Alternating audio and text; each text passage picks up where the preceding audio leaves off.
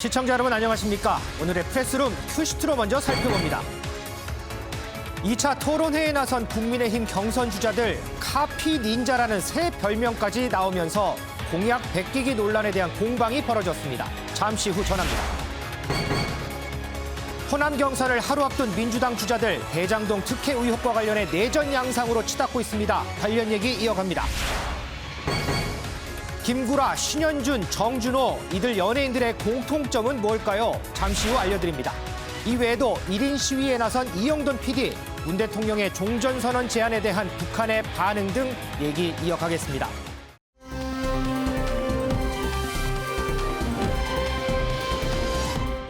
요즘 아침과 낮의 일교차 부쩍 커졌죠? 옷차림에 신경이 쓰일 수밖에 없는 그런 날씨인데요. 자, 김다현 캐스터 자세한 날씨 전해주시죠.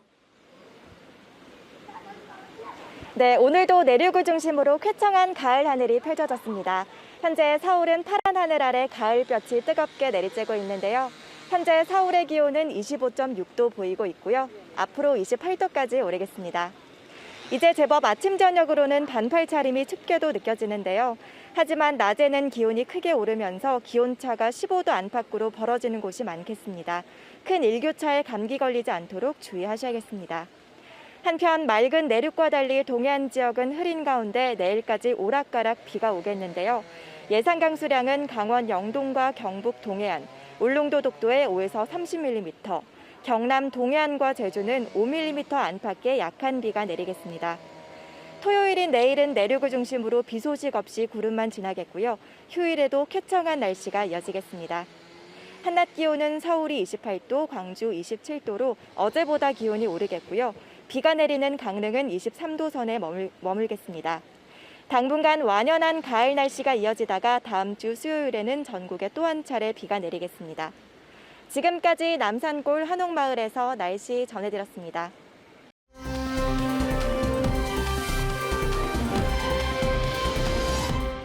(6.25) 전쟁 중에 숨진 우리 국군 유해 68구가 70년 만에 국내로 복귀했습니다. 이 유엔 총회 일정을 참석한 문재인 대통령이 하와이로 직접 가서 모셔왔고요. 국내에 도착해서 최고 예우로 봉환식도 진행이 됐습니다.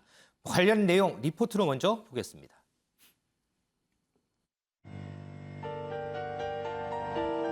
태극기로 감싸인 유해 두구가 대통령 전용기인 공군 1호기에 오릅니다. 지금 대한민국의 영웅 고 김석주, 정한조 일병 두 분의 영웅께서 공군 1호기에 탑승하셨습니다. 카투사였던 두 일병은 1950년 북한 함경남도에서 벌어진 장진호 전투에서 숨졌습니다. 하와이에서 열린 유해 인수식은 문재인 대통령이 해외에서는 처음 직접 주관했습니다. 70년 긴 세월을 기다려 고향과 가족의 품으로 돌아갑니다. 신원이 확인되지 않은 유해 66구는 국방부 장관과 함께 공군 수송기로 고국에 돌아왔습니다. 서울공항 도착 직후 고 정환조 일병 딸을 포함한 유족 분향과 함께 봉환식도 진행됐습니다.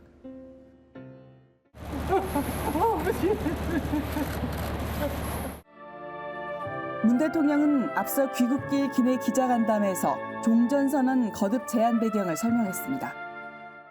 대화의 공백이 길어지면 다시 여러 가지 위기 상황이 조성되기도 하고 그다음에 또 평화나 안정이 또 흔들릴 수도 있기 때문에 이제는 빨리 다시 또 북한하고 대화를 할 때라고 생각합니다. 북한이 미사일 도발은 했지만 핵실험이나 ICBM 발사라는 레드라인은 넘지 않고 있어 대화의 문은 열고 있다고도 평가했습니다. 선 비핵화 후 종전선언을 주장하는 야당에는 종전선언은 평화협상에 들어가자는 정치적 선언이라며 이해 부족이라고 지적했습니다. MBN 뉴스 송주영입니다. 70년 만에 고국으로 돌아온 우리 영웅분들, 우리 고국 땅에서 편안히 잠드시길 바랍니다. 자, 지금 들어온 소식 먼저 좀 짚어보겠습니다. 북한 김여정 부부장이 종전선언은 흥미있는 제안이자 좋은 발상이다 이런 얘기를 내는 것 같습니다. 종전선언 나쁘지 않다라는 얘기까지 꺼내놨습니다. 자, 이 종전선언은 때와 조건이 적절한지 먼저 살펴야 한다. 뭐 여러 가지 얘기가 나오는데 아마도 그제 새벽이죠. 문재인 대통령이 유엔 총회 기조 연설에서 남북미 또는 남북미 중 4자가 모여서 종전선언을 하자 이런 제안을 했는데 여기에 대한 화답인 것 같습니다. 당시 문재인 대통령의 유엔 총회 연설 한번 듣고 오겠습니다. 종전선언이야말로 한반도에서 화해와 협력의 새로운 질서를 만드는 중요한 출발점이 될 것입니다. 남북미 3자 또는 남북미 중 4자가 모여 한반도에서의 전쟁이 종료되었음을 함께 선언하길 제안합니다. 한국전쟁 당사국들이 모여 종전선언을 이뤄낼 때 비핵화의 불가역적인 진정과 함께 완전한 평화가 시작될 수 있다고 믿습니다. 자, 김은미 기자. 조금 전에 이제 속보로 전해드린 내용 아마 지금 문재인 대통령의 이 종전선언 제안에 대해서 김여정 부부장의 화답이 나온 것 같은데 네. 자세하게 다시 한번 정리를 좀 해주세요. 네, 일단 이 김여정 노동당 부부장이 우리 문 대통령의 종전선언 제안에 대해서 흥미있는 제안이고 좋은 발상이라고 생각한다라고 얘기를 하면서 이 남조선이 적대적이지 않다면 관계 회복 그리고 이 발전 전망에 대해서 건설적인 논의를 해볼 용의가 있다고 밝혔습니다. 이 대화 의지를 피력한 부분이라고 볼 수가 있는데 그러면서도 이 밝힌 게 다만 하지만 지금 때가 적절한지 그리고 이 모든 조건이 이런 논의를 하는데 먼저 만족이 되는지 살펴봐야 된다라고 얘기를 하면서 어떤 타이밍을 또 언급을 하기도 했었는데요. 그러면서 한 얘기가 그러니까 우리 국가에 대한 그러니까 북측에 대한 지금 이 적대적인 정책 언동이 계속되고 있는데 이걸 그대로 둔 상태에서 종전 선언을 한다는 건 말이 안 된다. 그러니까 다시 말해서 이 북한에 대한 이 적대적인 정책을 먼저 없애는 게 우선이다라는 얘기를 거듭했습니다. 사실 이 김여정 노동당 부부장의 이런 입장, 이 담화가 조금 전 저희가 방송 시작하기 조금 전에 나왔습니다만 사실 오늘 아침에 이른 새벽에 북한에서 이 훨씬 급이 낮은 이 외무성 부상이 사실 입장을 먼저 발표를 했었습니다. 이 종전 선언은 사실 시기상조다라고 얘기를 하면서 한 얘기가 이 종전 선언을 100번 선언해도 달라질 건 하나도 없다. 이 미국의 북한 적대 정책 철회가 최우선순위다라고 얘기를 했었는데 상당히 좀 이 직설적인 이런 발언이었었죠. 근데 이런 사실 똑같은 내용에 대해서 이 훨씬 급이 높은 이 노동당 부부장 김여정 부부장이 훨씬 급을 높여서 굉장히 좀 나긋나긋한 톤으로 좋은 생각이고 상당히 뭐 발전적인 관계를 해줄 수 있다. 라고 다시 한번 담화문을 낸 건데요. 이 앞서서 나왔던 이 외무성 부상의 담화문이랑 비교를 해본다면 거듭 먼저 이 담화문의 주체급이 올라갔고 두 번째로는 굉장히 좀 소프트하게 좀 말투가 나긋나긋하게 전달했다는 걸 볼 수 있겠습니다. 그렇다면 여기서 이제 우리가 알 수 있는 거는 이 북한이 좀 대화를 좀 남측과 그리고 이 국제사회랑 같이 좀 해보겠다. 종전선언에 대해서 논의해볼 용의가 충분히 있고 적극적으로 대화를 할 수 있다는 의지를 분명하게 전달하기 위한 것으로 보입니다. 자, 그런데 김은미 기자, 네. 이렇게 이제 북한 김여정 부부장의 다소 이제 소위 이제 긍정적인 이 분위기의 담화와는 별개로 네. 문재인 대통령이 종전선언을 제안했을 때 우리 정치권, 특히 야당에서는 비판적인 목소리가 나왔어요. 네. 그랬더니 조금 전에 리포트에서도 이제 잠깐 있었지만 돌아오는 비행기 안에서 기자들하고 이제 간담회를 하면서 야당에 대해서 비판적인 목소리를 냈어요. 네, 맞습니다. 이 문 대통령이 비판한 포인트 바로 이제 본인이 제안한 이 종전선언 제안에 대해서 이 야당의 이 태도가 문제가 있다라고 얘기를 한 건데요. 문 대통령의 얘기 직접 들어보고 오시죠. 이번 종전선언에 대한 국내에서 보도된 특히 그 야당의 그 반응을 보면 이 종전선언에 대해서 너무 이해가 참 없구나라는 생각이 들었습니다. 3자 또는 4자에 의한 종전선언에 대해서 미국도 중국도 이미 동의가 있어 왔던 것입니다. 다만 그 이후에 비핵화라는 상황이 이제는 더해졌기 때문에 비핵화의 협상과 어떻게 연계시켜서 할 것인가 이런 문제만 그동안 한미 양국 간에 쭉 협의를 해왔던 것이고요. 이제 다시 이제 대화가 필요한 시점이 되었기 때문에 다시 종전선언을 제안한 것입니다.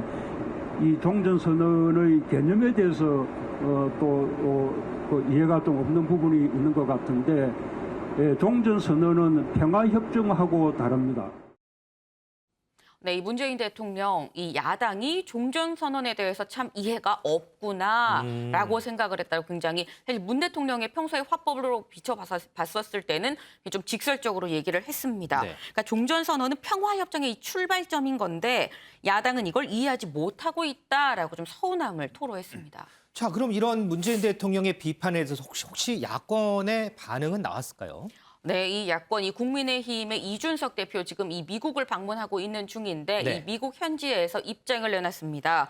이 문 대통령의 종전선언 제안은 성급하고 무리한 제안이다라는 건데요. 임기 종료를 앞두고 이렇게 섣부르게 정치적으로 행보를 하는 거에 대해서 우려스럽다. 그러니까 왜냐하면 이 외교적 제안은 실행력이 담보가 돼야 되는데 다음 대선까지 이제 남은 임기 6개월밖에 없는데 이런 무리한 제안을 한 점 강하게 비판하고 싶다라고 상당히 목소리를 높이기도 했습니다.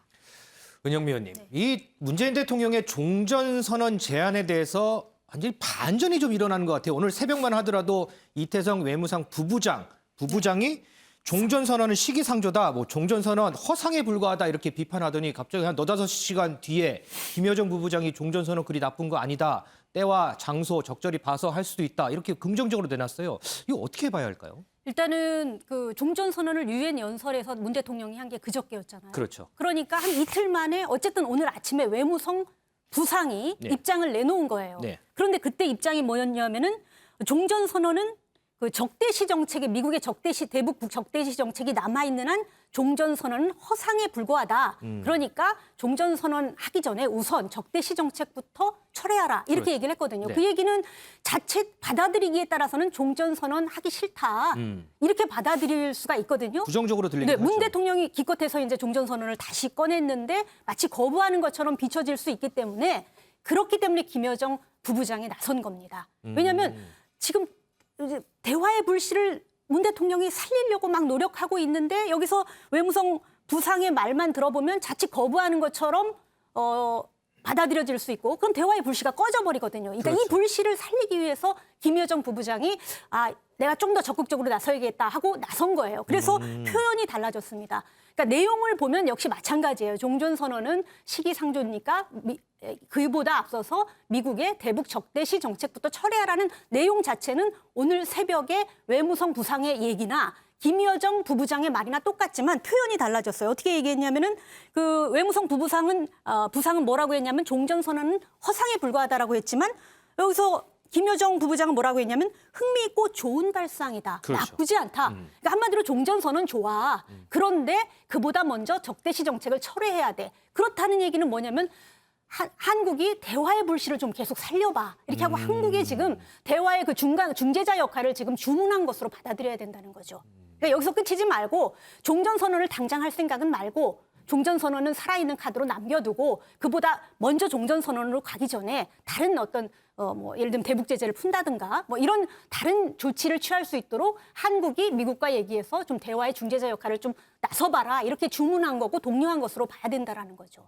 사실 그 종전선언을 유엔 연설에서 꺼냈을 때 문 대통령이 꺼냈을 때도 왜 지금 퇴임 8개월 앞두고 무슨 또 종전선언이냐 뭐 뜬금없다 이런 비판도 나왔고 아까 말했지만 야당이 비판을 했었잖아요. 그렇죠. 그러면 문 대통령이 왜 이때 정말 퇴임을 8개월 남겨두고 종전선언을 꺼냈냐면은 지금 아주 시기가 좋아요. 왜냐하면 올해가 유엔 남북 동시가입 30주년이 되는 해거든요. 그렇죠. 그런데다가 지금 바이든 정부가 출범한 지 한 8개월여가 됐는데 아직 대화를 하자고는 하는데 대화의 물꼬가 터지지 않았어요. 그러니까 이런 좋은 계기들을 살리려면은 그냥 대화하자 이 정도 얘기해가지고는 북한이 반응하지 않거든요. 그렇기 때문에 솔깃할 만한 당장 덥석 물지는 않더라도 뭔가 좀 큰 거를 던져야 되는데 그렇기 때문에 남북미 또는 남북미 중에 종전선언을 문 대통령이 꺼내 들었다고 봐야 하고 이 적극적인 어떻게 보면 제스처거든요.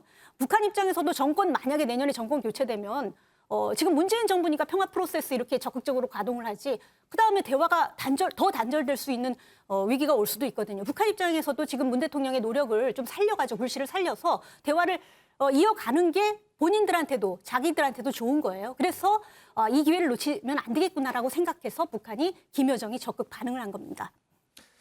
네, 이 북한 김여정 부부장의 다소 완화된 듯한 내용의 담화 발표.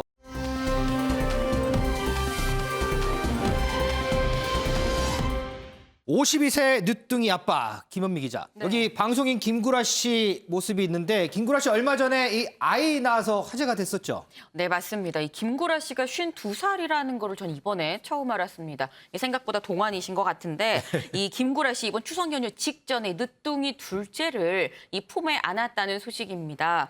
이 김구라 씨 지난해 12살 연하의 한 일반인이랑 이 결혼해서 현재 같이 살고 있는데 네. 추석 연휴 직전에 이 둘째를 낳은 건데요. 김구라 씨의 첫째 아들은 뭐 이미 방송을 통해서 정말 잘 아시겠지만 이 가수 그리 씨죠. 지금 래퍼로 활동을 하고 있는 걸로 알고 있는데 현재 이 그리 씨는 24살입니다. 그런데 이 24살에 동생을 본 겁니다. 일단 둘째의 성별이 뭐 딸인지 아들인지는 뭐 공개되지 않은 상태이기 때문에 동생이 여동생인지 남동생인지는 알 수 없습니다만 일단 최소한 23살 차이가 나는 이 둘째 동생을 본 건데요.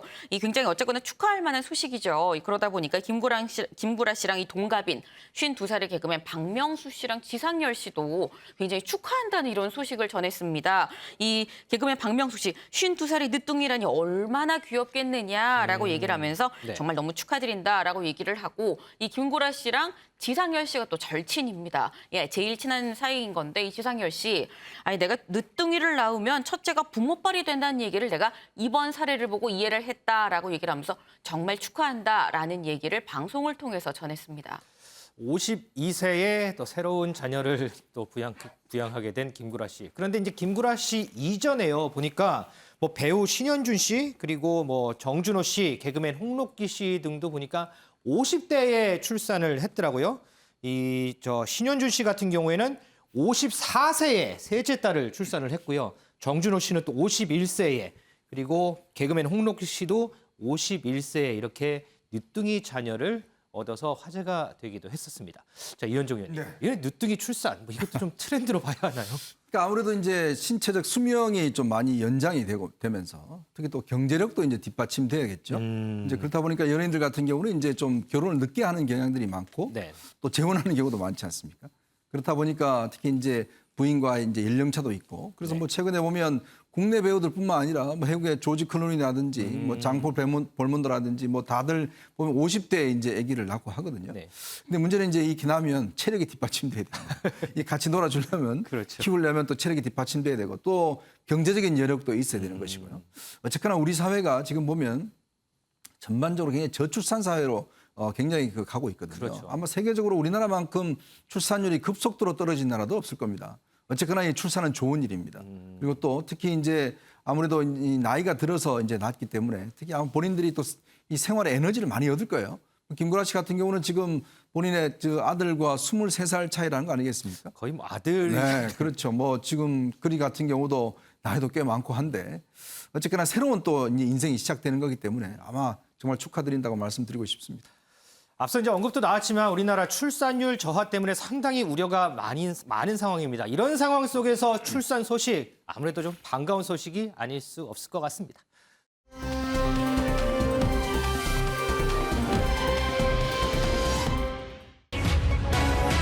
윤석열의 공약 표절 난타, 홍준표엔 조국과 또 썸타나.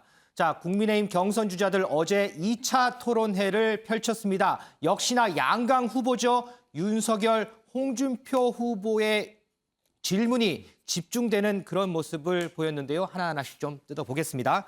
자, 김원미 기자. 네. 어제 이제 우리가 잠깐 다뤘었어요. 이 윤석열 후보에 대한 공약 베끼기 논란. 네. 자, 어제도 이 부분에 대해서 집중 공세가 이어졌죠. 네, 맞습니다. 그래서 저희가 영상을 좀 준비를 해봤는데 영상 먼저 만나보고 오시죠. 여러분이 공약을 보면 정세균, 이낙연, 송영길 또 우리 유승민 후보 공약까지도 짬뽕을 내놨더라고. 그래가지고 윤 후보는 공약이 아니에요. 아마 여러 후보들의 공약들을 보신 것 같은데 소상공인 또는 코로나 회생 공약에서는 아마 제 공약이 제일 완벽한 것 같아서 고스란히 갖다 쓰신 것 같은데 맞습니까? 의무 복무를 다녀온 우리 병사들한테 이 주택 청약에 가점을 주는 공약을 발표를 하셨더라고요, 어제.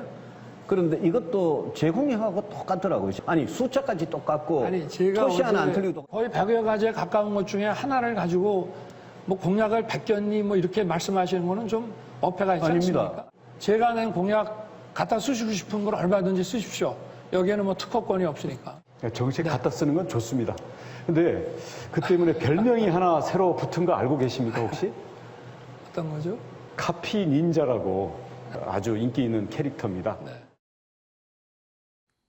네, 어제 저희가 방송에서도 전해드렸던 이 유승민 후보, 이 윤석열 후보가 내 공약을 베꼈다라고 굉장히 발끈을 했었는데 네. 토론회 이 자리 놓치지 않았습니다. 이 윤석열 후보 면전에서 이 내 공약 베낀 거죠. 이 숫자 하나까지 어떻게 똑같을 수 있습니까? 라고 이 면전에서 지적을 했었는데 지금 영상으로 확인하신 것처럼 유승민 후보 말고도 윤석열 후보한테 내 공약 표절했지요 라고 얘기하는 주장하는 사람들이 좀 속속 등장을 더 했습니다. 네. 먼저 홍준표 후보, 윤석열 후보가 내가 먼저 쓴 국익 우선주의라는 말을 갖다 썼다라고 얘기를 하면서 뭐 내 것뿐만이 아니라 민주당의 뭐 정세균 후보 공약까지 다 갖다 썼더라라고 얘기를 하기도 하고요. 이 원희룡 후보, 이 내가 갖고 있는 코로나19 이 회생 공약 고스란히 갖다 썼다라고 얘기하면서 이 카피 닌자라는 별명이 생겼다라고 이 얘기를 했습니다. 이 카피 닌자 뭔지 아시나요? 카피는 뭐 복사하다 뭐 이런 뜻 같은데 닌자를 합쳐서는 무슨 뜻인지 모르겠네요. 네, 저도 사실 몰랐다가 이번에 찾아봤는데요. 카피 닌자가 이 일본의 어떤 애니메이션 만화의 어떤 캐릭터라고 합니다. 오. 그런데 이 캐릭터의 이 특별한 기능이 복제 기술을 사용할 수가 있는 거래요. 아. 이 복제 기술을 사용하는 이 자객 캐릭터, 그게 이 카피 닌자라고 하는 건데 공약을 계속 베낀다라는 뭐 이런 지적인 거죠. 이 어제 저희가 이 윤승민 캠프에서 윤도리코라는 이 별명이 있다라고 얘기를 했었는데 지금 윤석열 후보 뭐 같은 연장선에서 뭐 도리도리 윤, 뭐 엉덩이 탐정 원래도 별명이 많았었는데 여기에 윤도리코, 카피닌자까지 이 별명 부자가 됐습니다. 이 윤석열 후보 이 공약 표절 논란으로 이 별명이 많아진 것만 봐도 뭐 거의 뭐 난타를 당했다라고 볼 수 있을 텐데 이 윤석열 후보 이 앞서 보신 영상에서 확인을 하셨나요? 1차 토론회 때랑은 좀 사뭇 태도가 달랐습니다. 사실 1차 토론회 때는 이 상대적으로 좀 저돌적인 홍준표 후보나 하태경 후보랑은 직접적으로 이 대담하는 걸 좀 다소 피해가려고 노력을 하는 모습이 보였었는데 그랬었죠. 이번 2차 토론회에서는 전혀 그런 것 없이 어떻게 보면 도끼를 품었나라는 어허. 생각이 들 정도의 그런 모습이었는데요. 이 홍준표 후보한테 아니 국익 우선이란 말에 특허가 있습니까? 라고 이 받아치면서 우리가 아이디어 낸 거라 문제가 전혀 없다라고 얘기를 하기도 하고요. 유승민 후보에 대해서도 내 공약은 특허권 없으니까 뭐 다 갖다 쓰십시오라고 맞받아치는 모습도 보였습니다. 그리고 원희룡 후보에 대해서는 서로 이 말싸움을 하다가 원희룡 후보가 내 공약을 제대로 안 보셨나 봅니다라고 얘기하니까 여기에 대해서 윤석열 후보가 최소한 제가 뭐 베낀 건 아니네요. 그러면 이라고 이걸 또 받아치는 이런 상당히 여유 있는 모습이 보였는데요. 이 윤석열 후보의 공약 뺏기기 논란. 윤석열 후보는 어제 토론에 상당히 좀 상대적으로 여유 있는 모습을 보였습니다만 여기에 대해서 상대당인 민주당까지 이 논평을 하고 나섰습니다. 그래요? 네, 이 민주당 윤 전 총장은 자당 후보들의 주요 공약을 골라 담게 하는 거 아닙니까? 라고 얘기하면서 표절 맛집으로 등극을 했다라고 비꼬았습니다. 공약 베끼기 논란에 대한 난타전, 집중 공격, 여기에 여유롭게 받아치는 윤석열 후보의 모습. 그런데요, 이동석 기자, 어제 토론회 중에 윤석열 후보가 무슨 답변을 많이 하잖아요. 그 답변 중에 하나가 또 논란이 된다면서요? 네, 맞습니다. 어제 토론회에선 주택 청약 통장을 놓고 후보 간 질문이 오갔었는데요. 먼저 어떤 내용인지 영상을 통해 확인해 보시겠습니다. 제가 물어볼게요. 그 공약을 이해를 하고 계시는지 모르겠습니다. 혹시 직접 주택 청약 같은 거 이렇게 통장 만들어 보신 적 있습니까? 아니 저는 뭐 집이 없어서 만들어보진 못했습니다만은 집이 없으면 만들어야죠, 오히려. 네. 아니 한 번도 해본 적은 해본 적은 없습니다만은. 네, 유승민 예비후보, 윤석열 예비후보를 향해서 주택 청약 통장 한번 만들어 본 적 있냐 이렇게 물었습니다. 이에 대해서 윤석열 후보 집이 없어서 만들어보지 못했다고 대답했는데요. 집이 없으면 오히려 만들어야 된다는 유승민 후보의 질문에 윤석열 후보는 한 번도 해본 적이 없다는 말로 마무리 지었습니다. 주택 청약 통장을 만들어봤냐 안 만들어봤냐를 놓고 설전이 오간 건데요. 유승민 예비 후보는 주택 청약 가점 공약을 언급하면서 윤석열 예비 후보의 표절 의혹까지 꺼내 들었습니다. 앞서 김은미 기자가 전달해드렸지만 의혹 계속해서 불거지고 있는 건데요. 그러면서 공약이면 뺏길 수 있지만 공약을 이해하고 계신지 모르겠다면서 이렇게 쏘기까지 했습니다. 윤석열 캠프 측 관계자 이에 대해서 입장을 내놨는데요. 윤석열 예비 후보가 주택 청약에 대해서 크게 신경 쓰지 않았다면서 솔직한 대답을 드러냈습니다. 그 이후로 30대 중반의 직업을 가졌고 부모님 댁에서 부모님을 모시고 살았고 결혼도 50대가 넘어서 했기 때문이라고 전했는데요. 그러면서 직업상 빈번히 이사를 다녀야 했던 것도 신경 쓰지 않은 이유 중에 하나라면서요. 적극 해명에 나서는 모습을 보였습니다. 은영미 의원님, 집이 없어서 주택 청약을 가입하지 않았다. 몰라서 얘기했을 수도 있고요. 당황해서 잘못 얘기했을 수도 있고. 그런데도 불구하고 어쨌든 윤석열 후보한테는 이 발언 갖고 논란이 된다는 말 자체가 좀 많이 뼈 아프지 않을까 싶어요. 이전의 경험도 있고요. 네, 그렇죠. 아무래도 이제 정책 토론은 이제 어제가 처음이었는데 이제 윤석열 후보 스타일대로 윤석열 후보 말대로 실제로 결혼도 50 넘어서 했고 부모님이랑 같이 살았고 또 성격상 재테크에 관심도 없었을 것 같아요. 그렇다 보니까 아무래도 주택 청약을 실제로 자기가 직접 하지 않았을 거고 그러다 보니까 공약은 내놨지만 구체적인 질문이 주택 청약 해본 적 있습니까? 하고 딱 물어보니까 당황을 했을 것 같아요. 제 생각에는. 당황을 하다 보니까 그냥 얼결에 해본 적이 없으니까 그냥 말이 헛나왔다고 생각을 하는데 당황만 하지 않았다면 주택 청약이라는 게 없는 사람들이 주로 많이 하잖아요. 그러니까 그렇죠. 당황만 하지 않았다면 질문 자체를 그냥 그 자리에서 이해하고도 한 적이 없다 이런 얘기 그러니까 제대로 답을 했을 것 같아요. 그런데 당황하니까 질문을 제대로 이해하지 못하고 이렇게 엇나온 말실수가 나왔다고 저는 이제 그렇게 좋게 생각을 해보는데요. 당황해서 나온 실수였다. 그렇죠. 그런데 이제 그렇더라도 하도 말실수를 자주 하니까 좀 더 제대로 답을 했으면 어땠을까 이런 생각이 들고 이제 말실수라고 이제 하더라도 저런 말실수 하나를 하면은 어떤 생각이 드냐면은 유권자 입장에서 국민들 입장에서는 저 사람이 공약을 내놓겠는데 주택 청약 제도를 제대로 알기나 하는 거야. 이렇게 생각이 들 수 있다는 점은 일단 윤 후보한테는 마이너스가 되는 거죠. 그런 부분이 마이너스고 다만 이제 이렇게 너무 좀 이제 그렇게 이제 봐야지 그걸 가지고 너무 말꼬리 잡기식으로 또 말실수했네 가지고 또 이제 막 논란 공방을 일으키는 건 바람직하지 않다고 생각하고요. 저는 이제 원희룡 후보가 이제 어제 그 토론을 잘 봤는데 소상공인 정책과 관련해서도 원희룡 후보의 정책 100조 지원한다는 과 윤석열 후보의 정책이 아주 비슷했어요. 그래서 이제 거기서도 원희룡 후보가 내 공약을 혹시 표절한 거 아니냐 이런 지적을 하면서 다 가져가도 좋다. 표절을 해도 좋고 또 복사하듯이 써도 좋은데 다만 그 정책을 이해하는 게 중요하다라는 지적을 했어요. 그래서 그 말이 맞는 것 같아요. 이게 세상 하늘 아래 새로운 정책 없다고 하다 보면 다 비슷비슷한 정책이 나오기 마련이거든요. 네. 유승민 후보가 지적했듯이 설사 갖다 썼으면 아마 인지를 못했을 수도 있는데 갖다 썼으면 유 후보의 정책이 아주 좋으니까 저희도 이런 정책을 내놨습니다. 이런 말 하는 그런 예의도 있어야 될 것 같고 배려도 있어야 될 것 같고 또 갖다 쓰더라도 그런 거와 함께 또 정확하게 이해를 하고 그 정책을 쓰는 게 좋지 않을까 이런 생각을 해봤습니다. 그 정책에 대한 이해가 더 중요한 부분이다라는 논평이었습니다. 자, 김현미 기자. 그리고 또 다른 양강 홍준표 후보. 지난번 1차 토론회 때는 조국 수홍 때문에 곤욕을 치렀어요. 네. 자, 어제 토론회는 어땠을까요? 네, 이 홍준표 후보한테 조국 수홍이란 별명을 붙여지게 한 사람 바로 이 하태경 후보였었죠. 그렇죠. 이 1차 토론회 때 이 조국 전 장관이랑 싸움 타고 있는 게 있습니다라고 얘기를 하면서 이 홍준표 후보를 공격했고 여기에 이 홍 후보가 이 조 전 장관에 대한 수사는 가족을 도륙하는 수사다라고 얘기해서 조국 수홍이라는 이 별명이 붙여졌는데 어제 이 하태경 후보 아니 홍준표 후보가 조 전 장관이랑 썸 타고 있는 게 또 있더라라고 얘기하면서 이 홍 후보를 또다시 공격하고 나섰는데요. 이번엔 뭘 얘기했는지 직접 들어보시죠. 조국과 썸 타고 있는 게 또 있더라고요. 검찰 수사권 폐지하고 보안 수사만 하게 하자. 근데 이게 조국의 검수완박이랑 똑같아요. 대통령 선거 공약에 발표를 했습니다. 지난번에도 했어요. 지난 대선 때도. 제가 그 거짓말이에요. 지난 이번 대선 때 이번 대선 때 지난번에 출마 선언할 때 공약을 그래 했다. 조국 지지하는 사람 그쪽에 좀 잘 보이려고 한 걸로 의심이 들어서 제가. 하태경 의원님은 자꾸 조국 프레임에 가두려고 하는데 조국을 가장 경멸하는 사람 중에 하나가 접니다. 이미 그 사내도 아니다. 그런 막말까지 한 사람입니다.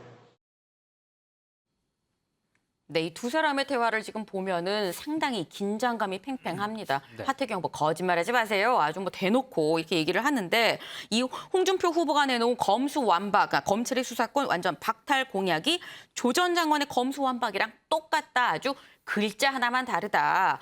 보완 수사, 보충 수사 이 정도만 다르지 아주 똑같다라고 얘기를 하니까 이 홍준표 후보가 자꾸 날 조국 프레임에 가두지 말아라라고 얘기하면서 나는 조 전 장관한테 막말까지 한 사람 아니냐라고 이렇게 얘기를 합니다. 하지만 그렇다고 해서 여기에 질 하태경 후보가 아니죠. 이 하태경 후보 또 이 돌직구로 홍 후보는 역선택을 받으려고 하는 거 아닌지 마음에 좀 손을 얹고 생각을 좀 해보십시오라고 비판을 했습니다. 어제도 조국 전 장관이 언급이 되긴 했군요. 네. 그리고 또 하나 또 따라붙는 게 배신자 논란이에요. 이건 어땠어요? 네, 이 홍준표 후보 1차 토론회 때 유승민 후보에 대해서 이 배신자라고 이 맹공을 펼쳤었는데 이번 2차 토론회 때도 마찬가지였습니다. 유승민 후보한테 이 배신자 프레임 어떻게 풀어갈 겁니까? 라고 이렇게 또다시 공격을 했는데 이 되로 주고 말로 받는다는 얘기가 있습니다. 이 홍준표 후보의 이 지적에 대해서 유승민 후보가 난 배신자가 아니다라는 원론적인 입장, 1차 토론회 때의 원론적인 입장 외에 이번에는 내가 아니라 당신이 진정한 배신자입니다라고 얘기를 하면서 이 박근혜 전 대통령에 대해서 지금 본인이 유리할 때 불리할 때 맞춰서 계속 말을 바꾸고 있다라고 이 비판을 했는데요. 그러면서 이 유승민 후보 내가 배신자면 그럼 최순실이 충신입니까? 라고까지 얘기를 했습니다. 이 홍준표 후보는 나는 말을 바꾼 적이 없다라고 얘기를 하면서 할 게 없으니까 이제 배신자 프레임까지 나한테 씌운다라고 받아쳤습니다. 자, 윤석열 후보, 홍준표 후보, 또 양강 후보가 상당히 좀 많이 공격을 받는 그런 모습 전해드렸습니다. 자, 그런데 이동석 기자, 홍준표 후보가 여심 사로잡기에 나섰다 뭐 이런 얘기가 있어요. 이거는 무슨 일 때문에 그런 거예요? 네, 맞습니다. 홍준표 예비후보 여성 유권자들을 향한 러브콜을 계속해서 보내고 있는 건데요. 홍 예비후보는 어제 SNS에 이런 글을 올렸습니다. 가장 존경하는 인물이 어머니고 평생 아내만 보고 살았다 이렇게 전했는데요. 그러면서 사소한 말 몇 마디로 오해를 하는 여성들의 마음을 돌리기 위해서 여성 부분 공약을 정리해서 발표하겠다 이렇게 공약을 했습니다. 어제 토론회에서는요, 직접 어필도 하는 모습을 보였는데요. 그래요? 그동안 국회에 있으면서 성차별 문제도 많이 제기했다면서요. 여성 유권자를 향한 러브콜에 나서는 모습을 보였습니다. 그런데 홍준표 후보가 얘기한 오해를 받는 사소한 몇 가지, 이거는 뭐 어떤 걸 얘기하는 거예요? 네, 사실 지난 대선에서 홍준표 예비 후보가 치명타를 아는 건 바로 설거지 발언 때문이었는데요. 저희가 이 영상으로 만들어봤는데 함께 보고 오시죠. 홍준표 후보께서 얼마 전에 설거지가 여성의 몫이라고 했습니다. 너무나 심한 여성 비하 발언인데 사과하셔야 되는 것 아닙니까? 내가 스트롱맨이라고 그래서 내 세게 안 보이려고 그런 이야기 했죠. 근데 실제로 집에 가면 설거지 다 합니다. 그렇게 웃어서 넘기실 일이 아닙니다. 웃어서 여성을 종으로 보지 않으면 그런 말씀 하실 수 없어요. 아니. 대한민국 모든 딸에게 이 자리에서 사과하십시오. 설거지 안 하고 라면 끓일 줄 모르고 밥솥 열 줄 모르는 게 그게 홍원의 스트롱맨입니까? 여성이 설거지를 하는 것은 하늘이 정한 것이다. 그러니까 여성을 종으로 만드는 것이 스트롱맨인가 보죠? 그 종이라고 하는 거는 좀 그렇죠. 수많은 여성들이 분노하고 있습니다. 이 자리에 기회를 드릴 테니까 시간도 많이 남으셨는데 여성들한테 사과 한마디 하세요. 그게 말이 잘못됐다면 내가 사과하겠습니다. 네. 네, 설거지를 남자가 어떻게 하냐. 김태일 앵커 혹시 이 발언 요즘에 하면 어떻게 되시는지 아시나요? 꺼내지도 못할 것 같은데요. 네, 집에서 쫓겨납니다. 네, 이 발언 그래도 몇 년 전 발언이라 해서 다행히도 굉장히 과거에는 핫했지만 요즘에는 더 핫할 것 같은 느낌인데요. 모두가 아셔야 됩니다. 정말 큰일 납니다. 홍준표 예비 후보 과거 이 발언을 의식한 듯 지금은 설거지를 열심히 한다 이런 말을 하기도 했었는데요. 지난 2011년대는 이대를 겨냥한 발언을 했었고요.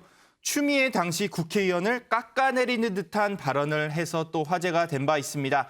홍 의원의 성차별적 발언은 돼지 흥분제 발언으로 굉장히 크게 확산된 바 있었는데요. 그래도 최근 홍 예비 후보의 발언을 보면 최대한 자제하는 듯한 모습을 보이고 있습니다. 그리고 홍준표 캠프에서도요. 다시는 이런 발언이 나오지 않을 것이란 현재 희망 섞인 목소리까지 나오고 있다고 합니다. 김은미 기자. 네. 홍준표 후보 이제 과거 이런 발언들 때문에 그런가요? 좀 여론조사를 보니까 여성들 지지율이 좀 상당히 좀 낮은 것 같아요. 네, 이 김태일 앵커의 말처럼 사실 앞에서 이동석 기자가 얘기한 그 앞선 이 발언 사례들을 보면 글쎄요, 여성이 저런 얘기를 듣고도 이 홍준표 후보에 대한 지지를 많이 한다고 하면 지지가 많다는 걸 오히려 우리가 뉴스로 쓰지 않았을까라는 생각이 들기도 합니다. 네. 근데 이 말씀처럼 지금 여성층한테 별로 인기가 없다는 거 실제 여론조사 수치로도 이 증명이 되고 있는데요. 이 어제 발표한 MBN과 매경의 여론조사 결과를 보면 윤석열 후보는 이 남성층 지지가 27.2%, 여성 지지가 34.4%입니다. 여성층이 조금 더 높은 수준인 거죠. 근데 홍준표 후보를 보게 되면 이 차이가 굉장히 심합니다. 남성이 43.1%가 지지를 하는데 여성은 26.1%만 지지를 하는 겁니다. 그러니까 남자와 여성의 이 지지층의 차이가 10%포인트가 넘게 나는 겁니다. 이현정 의원님. 네. 이런 거 보면 홍준표 후보가 이번 대선 과정에서 또 큰 숙제를 하나 또 떠안은 것 같아요. 아마 홍준표 후보 입장에서는 저 영상을 다 치우고 싶을 겁니다. 네. 이게 사실은 이 영상이나 발언록이라는 게 정치인이 이 계속 남아있기 때문에 참 이 선거 때만 되면 사실은 이게 계속적으로 반복이 되는 거거든요. 그렇죠. 그러니까 처음 발언할 때 정말 신중해야 되는데 사실 홍준표 후보 같은 경우는 뭐 그간 국회 생활이나 검사 시절이나 또 본인이 어떤 면에서 보면 이런 강한 발언으로 상당히 좀 점수를 얻은 경우도 있어요. 그렇지만 또 이제 이 세상이 바뀌었지 않습니까? 네. 바뀌다 보니까 예전 말이 또 나오고 이번에는 뭐 보니까 홍준표 후보가 예전에는 사실은 항상 몸에 빨간색을 지니고 다녔거든요. 그렇죠. 빨간 넥타이 뭐 등등 꼭 하고 다녔는데 그게 뭐냐면 좀 강한 이미지, 본인의 어떤 성을 따서 한 그런 이미지라는 이런 것들을 강조하기 위해서 하는데 이번 보니까는 또 이제 좀 하늘색인가요? 그 넥타이만 또 계속 메고 계시더라고요. 빨간색은 잘 안 보이는 것 같아요. 빨간색은 일체 이제 없다고 합니다. 왜냐하면 빨간색으로 해서 지난번 실패를 했기 때문에 이번엔 좀 뭔가 바뀌어져야 된다라는 것 때문에 이제 막말도 좀 피하는 것 같고 여성 친화적으로 하는 것 같고 한데 근데 참 사람은 잘 바뀌어지지 않는 것 같아요. 그래요? 그러니까 이게 참 근본적인 인식이라든지 생활 속에서 바뀌어져야 되는데 이 발언이라는 게 한순간에 이 말을 한다고 해서 갑자기 여성 친화적으로 되는 건 아니거든요. 그러나 어쨌거나 홍준표 후보 같은 경우는 변하려고 노력한다는 거 저는 거기에 상당히 점수를 주고 싶습니다. 그러니까 자기의 문제를 좀 인식을 하고 변하려고 노력하는 것들 그게 이제 앞으로 뭐 여러 가지로 반영이 되겠죠. 그러니까 단지 어떤 선거기 때문에 말을 바꾸는 거. 우리가 이제 지금 인상이 뭐냐면 조국 전 장관 문제도 그렇습니다. 예전에 조국 전 장관에 대해서 굉장히 많은 비판을 했거든요. 그렇죠. 근데 이번에 갑자기 조국 수홍이라는 말을 나올 정도로 조국 전 장관을 옹호했단 말이죠. 근데 그것 때문에 지금 또 계속적으로 비판받고 있는 거 아니겠습니까? 여성 문제에 대한 것도 마찬가지입니다. 그러니까 이게 단지 지금 선거에 유리하기 때문에 내가 말을 좀 한다. 이 정도면 언젠간 또 국민들이 다시 볼 거거든요. 그러니까 정말 어떤 면에서 보면 이런 문제는 좀 바뀌었다라고 할 만큼 본인의 인식에 또 생활의 습관 모든 면에서 일단 바뀌어져야 될 겁니다. 홍준표 후보의 변화 앞으로 좀 주목해 보도록 하겠습니다. 자, 김현미 기자. 그리고 이번 토론회에서 상당히 우려를 한몸에 받는 후보도 나타났다 이런 얘기가 있어요. 누구예요? 네, 바로 이 황교안 후보인데요. 이 황교안 후보 1차 토론회 때와 마찬가지로 2차 토론회에서도 상당 시간을 할애해서 이 사이로 부정선거 의혹을 적극 강조를 했습니다. 이 집중적으로 제기하는 그 모습 저희가 영상으로 준비했는데요. 먼저 만나보시죠. 대법원 주관의 재검표에서 상당한 증거들이 쏟아져 나왔습니다. 잠깐 좀 보여드리겠습니다. 이거 비춰주시기 바랍니다. 배춧잎 투표지죠. 일장기 투표용지입니다. 투표관리관 도장이 이렇게 되어 있습니다. 그리고 옆면이 잘려나간 투표지도 있습니다. 이런 투표용지 보셨습니까? 예를 들면 배춧잎 투표지 그리고 일장기 투표지 요걸 좀 이렇게 좀 가까이에서 확대해서 비춰주시면 좋겠습니다. 그리고 본도로 붙어 있는 투표지 등을 보여주면서 4.15 총선이 총체적 부정선거였다고 제가 말씀을 드렸습니다. 네, 이 황교안 후보 4.15 총선은 총체적 부정선거였다라고 얘기를 하면서 굉장히 여러 가지를 준비해 와서 설명하는 모습이었습니다. 네. 이 판넬도 굉장히 여러 개였는데 이 황교안 후보에 대해서 이 하태경 후보가 굉장히 버럭버럭 화를 냈습니다. 이런 음모론에 우리 당이 휘말리는 게 창피합니다라고 얘기를 하면서 이래서 정권 교체 어떻게 합니까? 라고 얘기를 했는데요. 이 황교안 후보가 윤석열 후보에 대해서도 자신의 어떤 부정선거 이 논란에 대해서 얘기를 하면서 어떻게 생각하냐 얘기를 해서 원론적으로 이 윤석열 후보가 아니 뭐 검토해 보겠습니다라고 얘기를 했는데 여기에 대해서도 이 하태경 후보가 발벗고 나서서 윤 후보의 그 말 때문에 우리 당 전체가 음모론을 쫓아가는 정당이 돼버렸습니다라고 비판하기도 하고요. 이 최재형 후보가 이 부정선거 의혹에 대한 글을 올려다가 돌연히 삭제를 했었거든요. 근데 여기에 대해서도 지금 음모론에 휘말린 겁니까? 라고 이 어떻게 총으로 치자면 거의 뭐 난사를 하는 이 그런 상황이었습니다. 자, 지금까지 어제 있었던 국민의힘 2차 토론회 저희 기자들이 쭉 정리를 해봤습니다. 이제 두 분, 우리 위원님 두 분께 한번 여쭤보겠습니다. 자, 은 의원님, 이현정 의원님. 어제 이제 2차 토론회, 어제에서는 어느 후보가 눈에 많이 띄었을까요? 은 의원님은 어느 후보가 눈에 많이 띄던가요? 특별히 누가 더 잘했다기보다는 아무래도 뭐 새로운 인물이 윤석열 후보니까 이제 그 이전에 첫 데뷔 때도 제가 점수를 꽤 잘 줬었어요. 그때 제 기억에 네. 80점 주셨어요. 네, 왜냐하면 잘 준 거죠, 그냥. 왜냐하면 기대치가 낮았으니까 실점을 안 하려고 방어 전략을 잘 썼다, 잘 방어했다, 태도가 좋았다 한마디로 뭐 버럭하지 않고 뭐 예를 들면 뭐 거친 발언 안 하고 실수 안 하고 그래서 이제 80점 줬는데 어제도 이제 두 번째 토론인데 어제는 이제 정책 대결이었잖아요. 네. 상당히 안정적으로 잘했다고 생각합니다. 그래서 정책 질의로 가면은 또 버벅이지 않을까 저도 이제 그렇게 생각했는데 생각보다 노련하게 잘했다. 때로는 또 공세적이었다. 그런 여유가 있었다. 이렇게 평가를 내릴 수 있을 것 같아요. 예를 들면 이제 옛날에는 주도권 질의가 됐을 때 좀 약체한테 질의를 했거든요. 안상수 후보라든가 원희룡 후보 첫 데뷔전 때는. 근데 이번에는 첫 주도권 자기가 주도권을 가졌을 때 처음 홍 후보에게 안보관을 물었어요. 핵무장을 하지 않으면 그러니까 핵무장이 아니라 핵 공유를 하도록 미국에서 해주지 않으면 자체 핵무장도 검토해 볼 수 있다 이런 식으로 안보관을 갖고 있는데 그 부분에 대해서 외교적으로 고립될 수 있지 않느냐 비핵화 협상은 그럼 필요하지 않은 거냐라고 이제 지적을 했는데 그런 부분들에서 잘 파고들었다 지적을 잘했다 이런 생각이 들었고요. 다만 아까도 말했지만 공약들이 많은데 일부 이제 이제 표절 논란이 있을 때 그럴 때는 좀 좋은 다른 후보들의 좋은 정책 공약을 저희가 받아들여서 이렇게 내놨습니다 하고 좀 인정할 줄 아는 그런 점도 좀 보여줬으면 좋겠습니다. 그러면 지난번에 80점 주셨는데 이번에는 그럼 몇 점 주시겠어요? 이번에도 그럭저럭 잘했어요. 그래서 네. 그냥 똑같이 이번에도 80점 주겠습니다.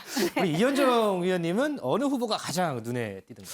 뭐 저도 일단 전체적으로 보면 윤 후보가 상당히 좀 이렇게 토론회를 거치면서 여유를 좀 찾아가고 있다는 생각이 좀 들어요.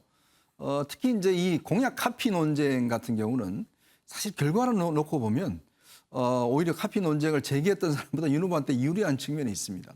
왜냐하면 이 공약 자체를 또 알리는 효과가 있거든요. 그러니까 예전에 유승민 후보, 원희룡 후보 공약을 냈지만 잘 모르겠어요. 저도 했는지 안 했는지. 근데 이제 이번에 유문 후보 문제에서 지적을 하니까 아 그런 공약이 있었구나라는 게 또 이제 이게 부각이 되는 거거든요. 그러니까 공약이 잊혀질 만한데 그 공약을 다시 이제 어떤 면에서 부각시켰던 이제 그런 측면이 있기 때문에 또 하나는 이 핵 공유 문제라든지 이런 것들이 굉장히 좀 어렵고 까다로운 문제입니다. 근데 그걸 굉장히 좀 공격적으로 어떤 면에서 본인의 실력을 보였다는 거. 근데 이제 아무래도 이제 문제는 본인 청약 통장 같은 경우는 사실 이게 이제 본인의 삶의 어떤 그 상황과 비교되는데 예전에도 이런 토론회 할 때 당시에 후보들이 버스비 얼마인지 아십니까? 지하철 얼마인지 아십니까? 뭐 쌀한감 얼마인지 아십니까? 물었을 때 모르는 후보들 때문에 굉장히 좀 곤란한 적이 많았어요. 이제 그런 류의 이제 어떤 토론회 같은데 아무래도 이제 이번에는 유튜브로 이제 진행이 됐고 다음에 아마 토론회가 계속 있을 것 같은데 이제 토론회가 좀 진행되면 될수록 점점 더 좀 중심을 향해서 가는 그러니까 핵심적인 쟁점을 향해서 가는 그런 취지가 있을 것 같은데 뭐 한편을 보면 홍 후보는 또 하태경 후보가 되게 미울 것 같아요. 그러니까 본인이 계속 이제 이 조국 문제 가지고 물고 늘어지기 때문에 지난번 토론을 좀 잊혀졌으면 좋겠는데 어쨌거나 하 후보가 이게 지금 홍 후보에 대한 이제 공격자 역할을 하다 보니까 아마 홍 후보 입장에서 좀 답답했지 않을까 그런 생각도 듭니다. 그럼 마찬가지로 지난번 1차 토론회 때 이현정 의원님이 윤석열 후보한테 저는 70점 주셨거든요. 네. 자, 이번에는 몇 점? 저는 한 10점 더 주겠습니다. 더 올라갔어요? 저 한 80점으로 하겠습니다. 자, 점수가 상당히 높게 나왔습니다. 한 가지만 더 좀 짚어보죠. 윤석열 후보 관련인데요. 이동석 기자. 윤석열 후보 고소 얘기가 있네요. 네, 맞습니다. 고발사주 의혹 제보자이죠. 바로 조성은 씨가 어제 SNS를 통해 고소 사실을 전했는데요. 조성은 씨는 중앙지검에 포렌식 절차를 잘 마쳤다. 예고했던 대로 윤석열, 김웅에 대한 고소 접수까지 잘 마쳤다는 소식을 전했습니다. 영상 추출부터 보도 기사들을 포함해 충분한 자료도 확보됐다면서 한껏 자신감을 드러내기도 했는데요. 조 씨는 명예훼손, 모욕 등 혐의로 고소를 했는데 윤석열 예비후보를 향해선 특히 협박 혐의까지 추가를 한 것으로 전해졌습니다. 이 외에도 조 씨는 제2의 윤지호라고 언급한 김기현 국민의힘 원내대표와 권성동 의원, 그리고 장제원 의원 등에 대해서도요, 고소하겠다는 입장인 것으로 전해지고 있습니다. 자, 고발사주 의혹 진행 상황까지 알아봤습니다.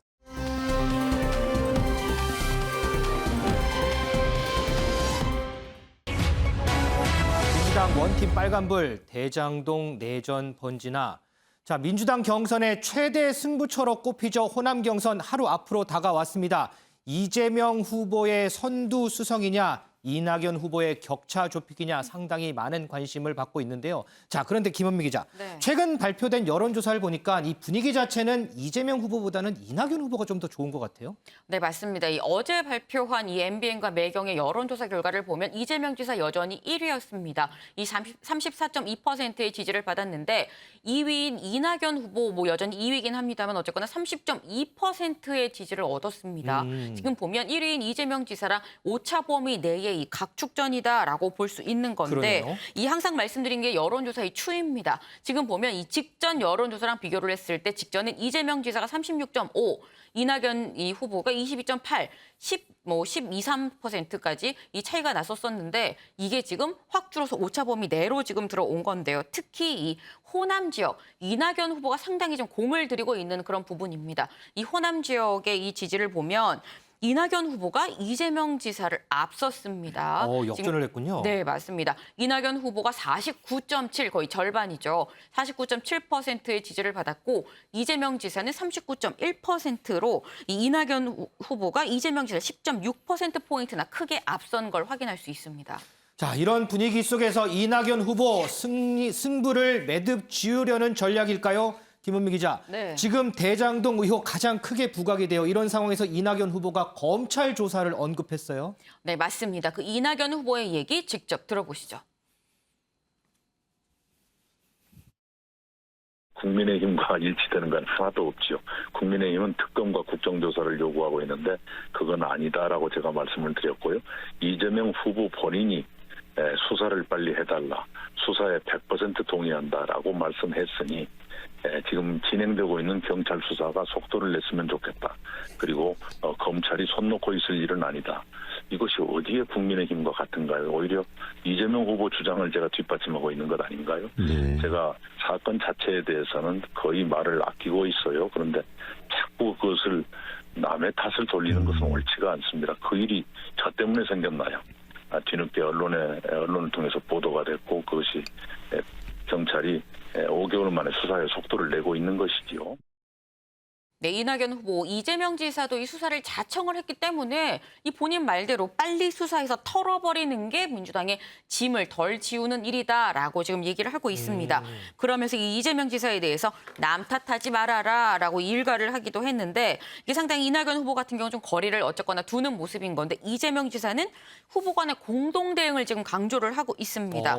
이 야당의 저질 정치 공세에 같이 맞서 싸우자라고 얘기를 하고 있는 건데 뭐 다른 말로 나 좀 도와줘 라는 얘기로 들리기도 하죠. 이 호소를 들은 김두관 후보랑 추미애 후보, 이재명 지사를 좀 돕고 있는 그런 모습입니다. 이 김두관 후보는 대장동 의혹 이 보수 언론이 만들어내고 국민의힘이 나팔을 부는데 이걸 이낙연 후보까지 부화뇌동해서 이렇게 좀 벌어졌다라고 비판을 했고요. 이 명추연대라고 얘기를 합니다. 이 추미애 후보, 이낙연 후보가 언론을 빙자해서 민주당 경선장에 이 의혹을 끌고 와서 내부 총질을 하고 있다라고 강하게 비판했습니다. 지금 보니까 대부분의 후보들이 다 거론되는 것처럼 이런 지금 뭐 거의 보니까 내전 양상으로 치닫는 것 같은 그런 느낌도 드는데 네. 자, 이런 후보들 간의 각축전뿐만 아니고 지금 이재명, 이낙연 캠프에서도 신경전 상당히 대단하죠.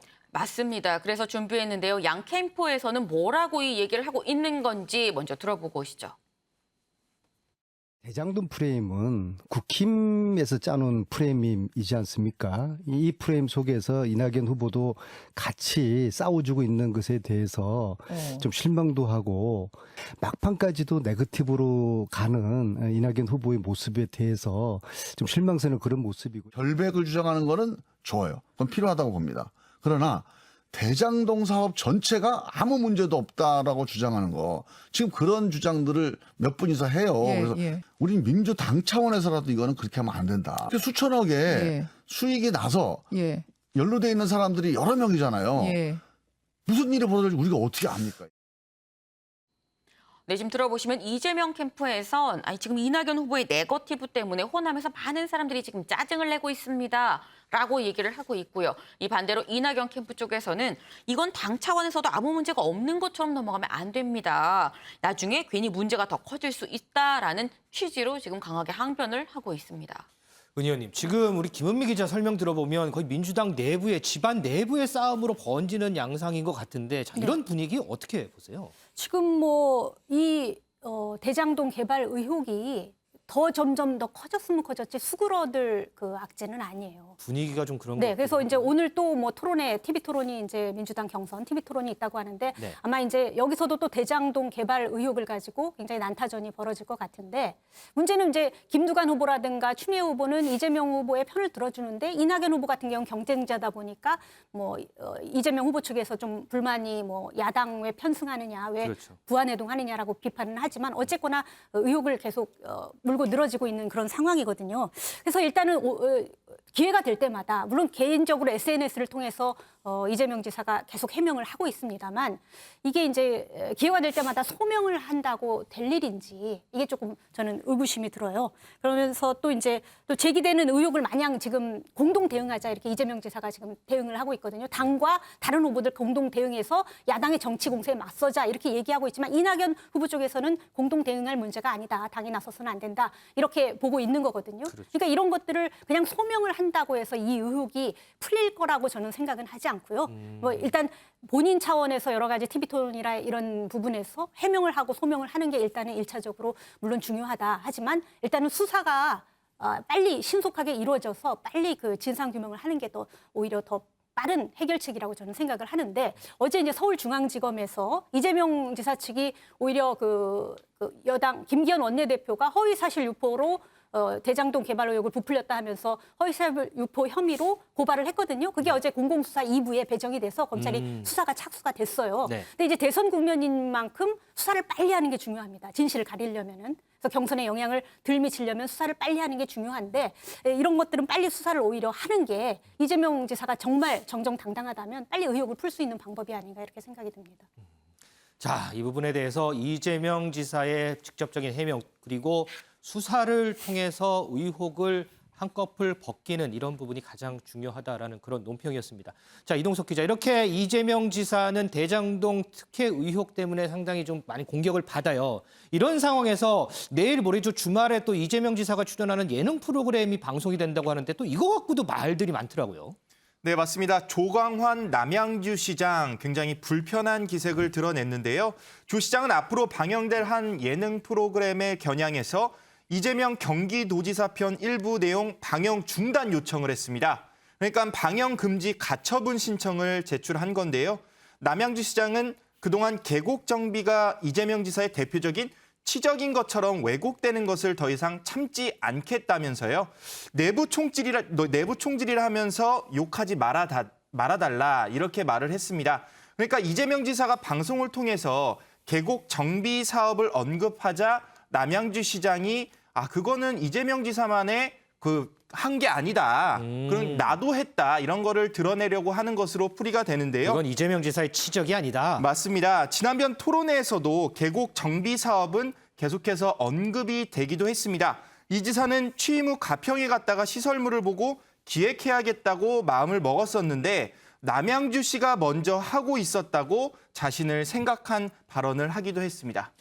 자, 이 계곡 정비 사업을 두고서 이 예능 프로그램에서 이걸 다루냐 마느냐 또 이 부분에 논란이 있는 것 같은데 또 김은미 기자. 네. 또 하나 논란이 있죠. 논란의 중심에 개그맨 한 명 때문에 또 논란이 되는 부분이 있더라고요. 네, 맞습니다. 이 개그맨 서승만 씨인데요. 이 개그맨 서승만 씨 공개적으로 이재명 지사를 지지한다고 밝혔던 바 있습니다. 근데 이 개그맨 서승만 씨가 이제 어제 자신의 SNS에 올린 글이 대장동 개발은 해외에서도 칭찬을 했는데 이걸 갖고 뭐라고 얘기하는 사람들 이 대선 끝나고 배 아파서 대장암에 걸려라 라는 이런 글을 올렸습니다. 아이고. 예, 어제가 아니라 지난 22일이네요. 지난 20일, 그러니까 그제죠. 그러니까 그제 이런 글을 올렸는데 이 글이 논란이 되니까 오늘 또 다시 사과에 또 글을 올리기도 했습니다.